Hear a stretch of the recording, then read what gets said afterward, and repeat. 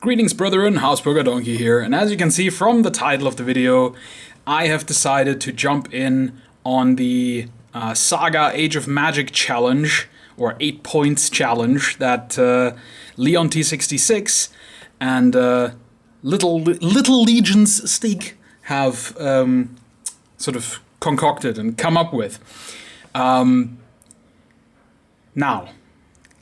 I almost broke my brain over this one, because before I jumped into this, just, you know, randomly and stupidly, I decided to come up with some rules for myself for this particular project. This has to be good enough. Right, so the rules are, it has to be less than a €50 investment.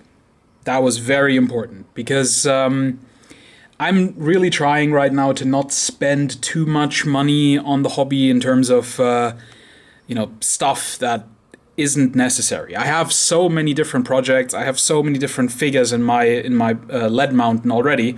I don't need to get more stuff, right? So I definitely wanted to join in, but I didn't want to spend too much. I wanted to keep the investment as small as possible. Secondly, not too time consuming. I have a lot of other stuff that I really have to finish this year. I really want to get as far as possible with the Oathmark stuff. I want to get more terrain done so I can actually, you know, play games at my own place.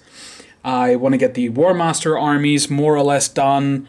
Want to get some more Oldhammer done. Like, there's a lot of stuff I want to do this year. So this has to be something that it won't take more than, I'd say, I don't know, like 100 hours. I think that's sort of my cap. And that was probably the most difficult one to not break, but we'll get to that. Then I want to try out something new.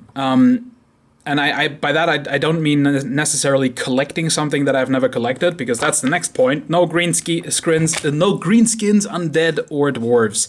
Because I have way too many orc armies, goblin armies, undead armies, dwarves armies that I've painted over the years. I still love dwarves and orcs and goblins and undead and all that stuff. It's great, but I just wanted to have something that I don't necessarily collect that often, right? So something a bit new. But yeah, the trying out something new was more toward like techniques. So painting wise, it would have to be something that involves a lot of airbrush, for example, or you know, other stuff. You'll see what I have settled on.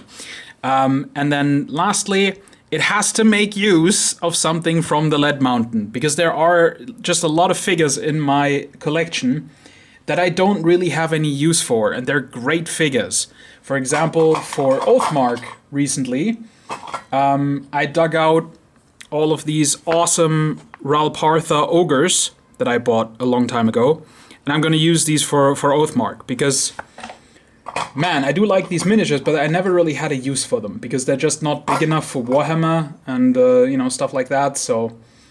But I think they're going to be excellent for Oathmark, and, you know, something like that. So I really wanted to make use of stuff from my Lead Mountain. But that all created a lot of problems, because, I mean, that's a pretty narrow category, right? Since I said it can't be greenskins, undead, or dwarves, that immediately ruled out the West Wind miniatures dwarves that I have lying around. I do also want to use those for my own game at some point, so, you know, that was another reason not to use them. But these first two are definitely the biggest ones. Less than €50 is very, very difficult, even for an Age of Magic army, and not too time consuming. A good way to not spend more than €50 is to make everything yourself, but that takes a lot of time. So these two clashed very heavily. But I have settled on something. So let's take the rules out of the way that I've set myself, and let me just put them down here. And so luckily, the good news is I don't actually have to spend that much money on the game, because I already have the SAGA Age of Magic book and the SAGA rulebook. And of course, the army battle boards as well. So that's an investment I don't have to take, which is good because the rulebook, the rulebook actually is cheap, but the Saga Age of Magic book is actually quite expensive. I think in euros, it's something like almost 40 euros, I think, which is crazy. But oh well, that's just how it is. But luckily, as I said, I have it, so I don't need to get it. But I will have to get the dice. I'm gonna probably get both the actual faction dice that I need and the magic dice. I'm not going to count the magic dice in the budget because honestly, if I get both of those dice, that's basically the budget already knocked out. And that I do need to buy some things. Okay, so I'll be slightly over the 50 euros, but that's okay because I'm really happy with what I came up with. So I think it'll probably end up being something like 60 euros in the end. But that's still pretty good. So what I have chosen is I'm going to do a Lords of the Wild army. And it's going to be something a little whimsical, something a bit different. I had a lot of different options that I was thinking about. Obviously, is it somewhere there? Yeah, obviously I was thinking about dwarves for a while there. I was thinking about the Mom Miniaturas, which is a Spanish company. They do some really awesome sort of Warhammer-inspired dwarves, but their figures are really cheap and they look really good as well. And they have a whole range, and they have really cool dwarf tanks that I would have loved to have in an army. So yeah, I was very close to going with that, but it still would have been over probably 120 euros, and that was just too much money. And again, it would be dwarves, so that was out. Then the other thing that I was thinking about was a horde army, but barbarians. And so old school Conan type barbarians. Namely, the ones that Mirliton, Italy sells. I think they're old Grenadier miniatures, or just a mix of different manufacturers. But the reason I was thinking about those two companies is because they're in Europe. I don't have to pay customs. That's always the problem now with the UK companies. Is customs makes everything so much more expensive. So that was the two things I was thinking about. But still, those miniatures are also a little bit out of my price range at the moment. They sell packs of 5 barbarians for 10 euros, which is okay.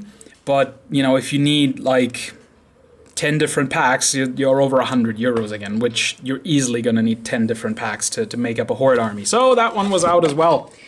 And then lastly, and this is something that I have played with for a long, long time. I wanted to make an Otherworld army, or warband, but I wanted to make it angels, and I wanted to make it all angels. I think that could look really awesome, and it would be a really fun painting project as well. The problem is I would have to get everything 3D printed. And while I know someone locally who can do a lot of 3D printing, it would have been a lot of individual pieces, because I would have had to, get a lot of wings printed, and then sort of paladin-y type figures, and it just felt like it was going to be another one of those things that would end up being, expensive, either in money or in time consumed, because I could probably make a trade where I paint something for him, or build something or whatever, but that's time invested, right? So that's time invested just to get the figures, and then more time invested to even paint them, right? So that one was out as well, sadly. But I have settled on the Lords of the Wild, and this is going to include some, So basically, I abandoned all hope in terms of being able to find something cheap to buy. And so I started with the point where of having to dig through my lead pile to find something, to use. And I found this guy. This is a Reaper miniature of a halfling druid riding on a toad that I bought at the local hobby store for really cheap, because they have sort of a thing where if you buy a whole bunch of old blisters, you get a whole bunch of percentages off the price. And I dig this miniature a lot. And I've been trying to figure out a way to use him for ages. But yeah, and I thought, you know what? What I'm going to do is I'm going to do a really whimsical, sort of foresty, fairy type army. Because that is something that I've never really done, and I always thought was kind of cool. And I'm also kind of playing with a similar idea for my own game. So this is kind of going to be sort of a test run, and it gives me a place to use him. He's going to be the sorcerer of my army. He's a sorcerer riding an animal for the Lords of the Wild. So that's 1 point sorted for the game. Then that guy locally that I mentioned, who does the 3D printing, he sent me some stuff recently to paint as a commission, which I'm working on right now, actually. And he also sent me some gifts that he 3D printed, and I guess he didn't really have a use for. And I think these figures are so incredibly awesome, but I had a really hard time figuring out what to use them for. But they're going to work absolutely great for this project. So we have a big old male troll with a giant boulder, and we have a mama troll with a little baby troll breastfeeding. And I think these two are just awesome, and they're going to be 1 point of creatures for the army. They could obviously also be monsters, but I don't know. I feel like they make a better pair, as they are. I'm guessing they're like mates, right? As in, evolutionary, not buddies. Yeah, so that's the start for my army. These 3 miniatures, and that's 2 points already sorted. So all I need is 6 more points. Now I will need something 3D printed. I'll have to talk to my local mate about that, my bud, my 3D printing friend, because I will need a leader for the army, and I have decided that the leader will be a stag.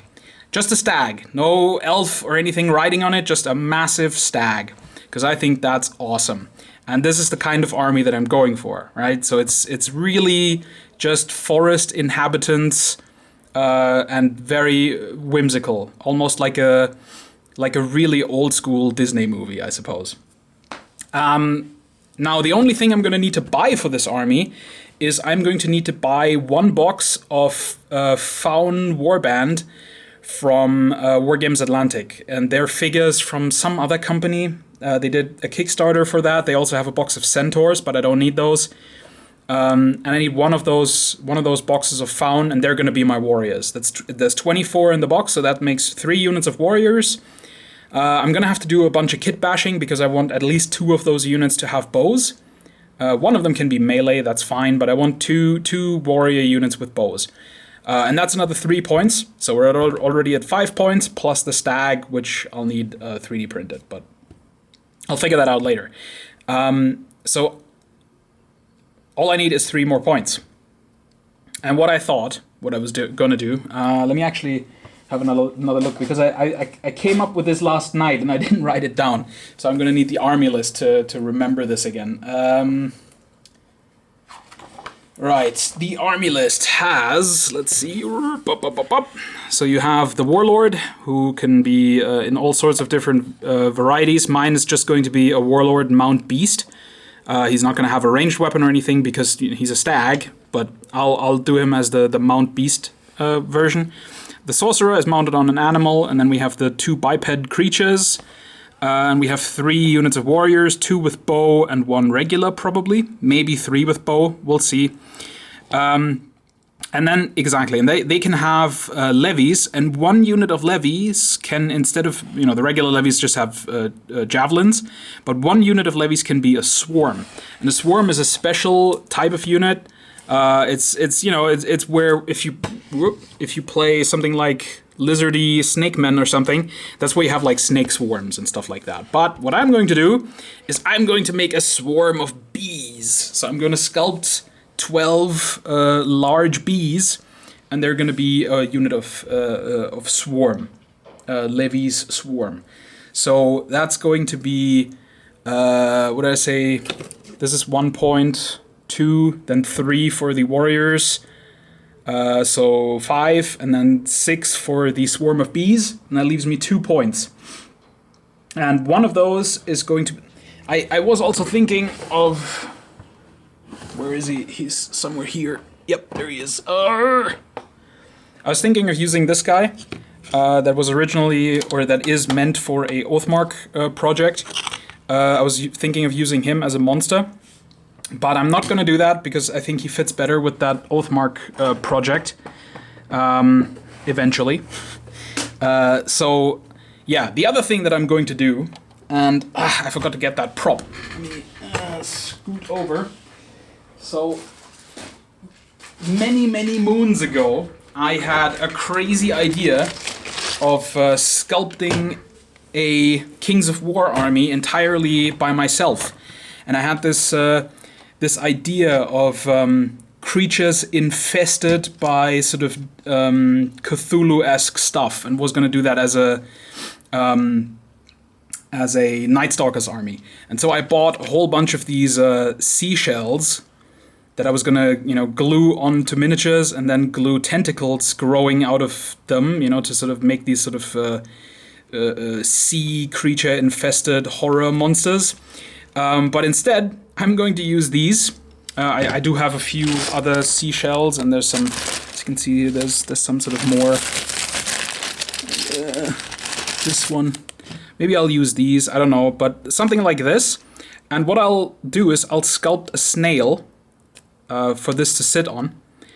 And then I will sculpt some gnomes, like actual sort of proper red hat gnomes to sit on top with bows and stuff, and they'll be my mounted half guard. I don't know exactly how I'm going to do that, if I'm going to do 2 snails to a base and declare them as hearth guard, or if it'll be just one big snail with a bunch of gnomes riding on them. I don't know, but something like that, and it will be gnomes. And that will be 1 point. I'm only going to do 4 of those. Originally I was thinking I'll do 2, but it will just take too much time if I do that, and that's, breaking the other rule. So sculpting 12 bees and 4 snails and 4 gnomes is plenty, or 8 gnomes maybe, and to ride on 4 snails. That's plenty. And then the other point, what was the other point? I forget. What was I going to do for the other point? Oh, no, never mind. Right, I figured it out. Right, so what I'm going to do is I'm going to do 6 of those snails, because that's half a point, and then the other half point is going to be a lieutenant. And I'm going to do probably some kind of... I haven't really decided exactly what the lieutenant might be. Maybe that will be another 3D printed model. But some kind of... my inspiration was the anthropomorphic animals from the Robin Hood Disney movie. So maybe like a fox with a bow or something like that, or just some kind of animal with a bow as my lieutenant. I haven't decided quite on that part, but I have enough time because there's a lot of work to do. But that's the base of the army. So we have these 2 as creatures. We have 1 sorcerer on an animal. We'll have a stag as the warlord. Then 3 units of 8 faun, 12 bees, and 4 big snails with gnomes riding on them, and then 6 snails, and then some kind of lieutenant or something or other. We'll see about that. Anyway, I hope you like that. I tried my very best to partake in this project and also stick to my rules, and I think it's going to be okay. I think I think this will work into the framework, and I hope you'll enjoy following along. Now, I will say this: I think a lot of other people are going to be done really quickly with this project because a Saga Age of Magic army isn't actually that big. It's not that many models. So I think a lot of people will paint through this rather quickly. I will not. I will probably sit on this till the very last minute. So if I can finish by August 1st, I'll be glad. I'm not gonna, I'm certainly not predicting that this will go super quick for me. So you'll definitely see these videos right up until the end, I imagine. All right, thank you for watching. I hope you enjoyed it, and do feel free to also join in into this to this little community challenge, because it's just really fun to do these little projects together. Also, do make sure to visit Leon T66's channel and Little Legion's channel, and all the other people that are partaking. I think Scruffy Crow is partaking, and a few other people are. So yeah, it's gonna be a fun time. Let's make it good. All right, take care, guys, and see you in the next video.